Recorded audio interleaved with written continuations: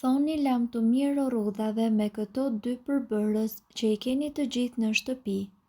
Recetat e maskave të fytyrës janë të pafundme, por një përbërës shumë popullor dhe i gjithanshëm dhe i mirë për lëkurën është domatja.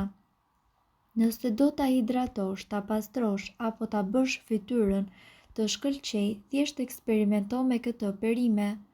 Përbërësit që ju nevojiten për realizimin e kësaj recete janë një domate e vogël dhe 2 lugë kos. Vendoseni të dy përbërësit në mikser dhe lëreni derisa të realizohet një masë kompakte.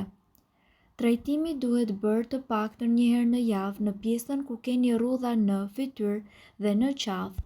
Me ndihmën e gishtave realizoni lëvizje rrethore të buta dhe lëreni të veprojë për 10 deri në 15 minuta dhe pastaj shpëlani me ujë të bollshëm dhe të ngrohtë.